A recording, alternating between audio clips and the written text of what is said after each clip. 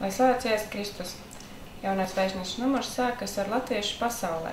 Latvijas delegācija Tēvas Meltara draudzē Apštētē.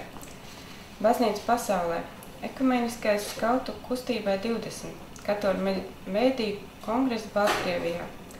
Provokācija pret pāvestu. Apustuliskais pamudinājums dokuments. Baznīca tuvojas austrumos. Sprediķis.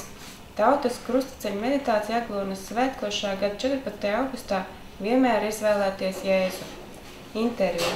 Saruna ar Latvijas televīzijas režisoru Lieni Žeimundi.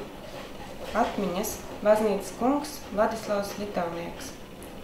Vīri mostieties, Dievs mūs grib dot pāri plūstošu mēru, atskats uz vīru rekolekcijām. Domājot par baznīcu atjaunoti, Rīgas arhidiecēs priesteri izveido darba grupu. Konsekrētas personas pārdomā, kā sagatavoties ticības gadam. Aktuāli sludinot patiesību, kurai piederam par Renovabis starptautisko kongresu ar tēmu ticības atklāšana šodien – jauni evanģelizācijas veidi Eiropā. Fotoreportāžā 40 vīru brīvdienas bildēs. Sludinājumi.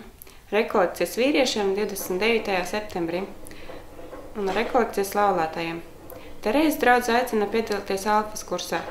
Dzīvības traumas aicina piedalīties iknedēļas iekšējās dziedināšanas programmā. Sveicam arī priesteru jubilejās. Pagaidām viss līdz nākamajam numuram.